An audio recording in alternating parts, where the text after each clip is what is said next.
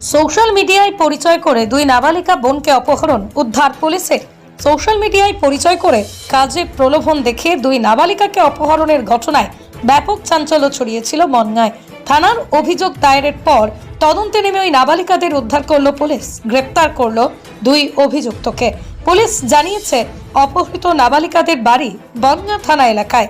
অভিযুক্ত দুই যুবক বাপন হালদার ও সুমন মণ্ডল, তাদের বাড়ি নদিয়া জেলার শান্তিপুর ও বাগদা থানার মালিপোতা গ্রামে। ধৃতদের শুক্রবার রাতে হাওড়া এলাকা থেকে গ্রেপ্তার করা হয়। শনিবার সকালে ধৃতদের বনগাঁ মহকুমা আদালতে পাঠিয়েছে পুলিশ। পাশাপাশি উদ্ধার হওয়া নাবালিকাদের শারীরিক পরীক্ষার জন্য বনগাঁ মহকুমা হাসপাতালে পাঠিয়েছে। সূত্রে জানা গিয়েছে, অপহৃত নাবালিকার দুই বোন নবম ও দশম শ্রেণীর ছাত্রী। বাবা পেশায় শ্রমিক, অভাবের সংসার। বেশ কয়েক মাস আগে সোশ্যাল মিডিয়ার মাধ্যমে অভিযুক্তদের সাথে পরিচয় হয়েছিল তাদের। পরে ফোন নাম্বার বিনিময় হতেই সম্পর্ক গভীর হয়। অভিযোগ, তারপরেই দুই নাবালিকাকে কাজের প্রলোভন দেয় ধৃতরা। ধৃতদের পাতা ফাঁদে পা দিয়ে 13ই নভেম্বর ভোরবেলা পড়তে যাওয়ার নাম করে নিরুদ্দেশ হয়ে যায় দুই বোন। দুই মেয়ের কোনো খবর না পেয়ে বনগাঁ থানার দ্বারস্থ হয়েছিল পরিবার।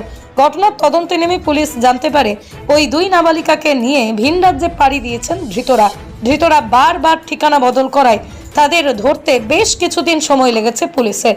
অবশেষে হাওড়াতে এলেই পুলিশ তাদের আটক করে বনগাঁয় নিয়ে আসে।